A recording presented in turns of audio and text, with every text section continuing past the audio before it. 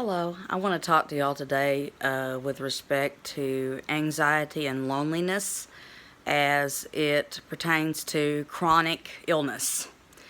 I actually have a personal example of that in myself this past year. A little over a year ago, I had what I would call a cyst invasion take over my body, some kind of autoimmune response, and I literally had cysts that had developed all over my body, but one had injured my back and was in my spine.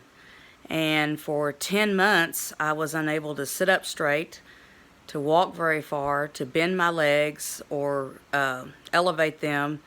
And this rendered me primarily in the house unless somebody took me out. And I had to go back in the wheelchair because I couldn't walk very far. And so other than the doctor's appointments and church, and then I volunteered for the symphony, I was pretty much homebound and on a great deal of medicine because of the pain, which caused other issues. And so many people that are chronically ill are lonely. And I've had this happen to me several times. I've also been a caregiver over the years. And there's some things that I do when I'm in a situation like this or when I'm dealing with other people that help cope with it. And one of the things that I want to mention that's most important is your thought life.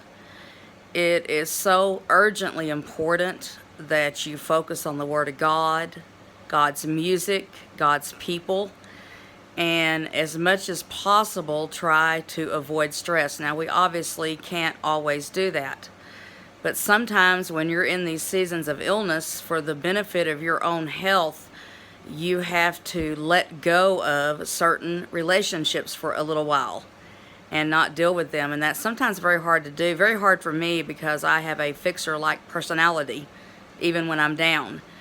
But anyway, that's what I've had to do. I had to make some hard choices because I was totally down for almost 10 months. I'll tell you all the rest of the story shortly.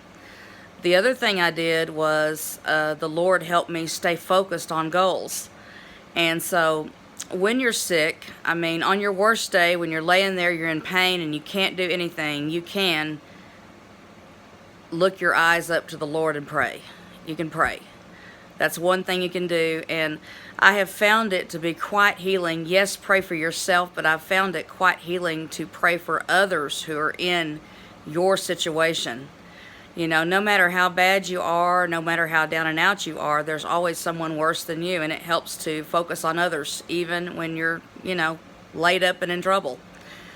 The other thing I did is I participated in ministry as much as was possible within my restrictions.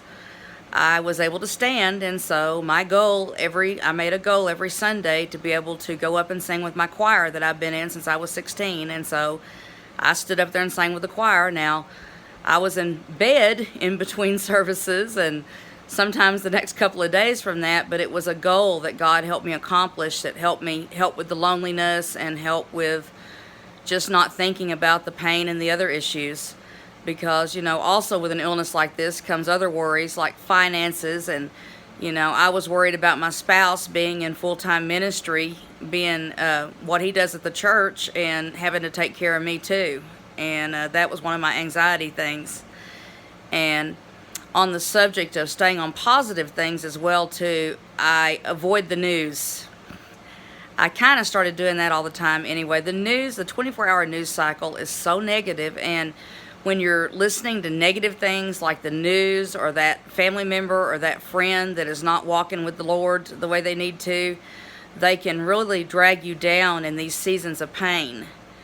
And in my case, I have autoimmune issues and fibromyalgia, and stress actually generates pain with makes my pain worse.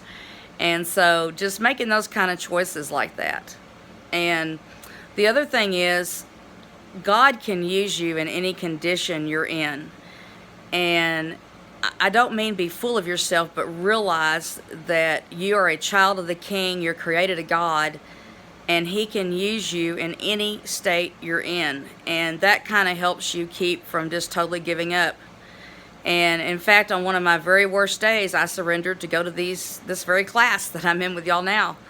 The Lord spoke to me, and I'm doing these classes now. And something I would have never seen in my condition. But I reached a total place of surrender, and I'm like, Lord, I don't know how I'm going to do this. I'm laying here, I'm sick. I was facing a very serious surgery as a result of this cyst, but God told me to trust Him, and He was going to do what the Lord does, which is use me.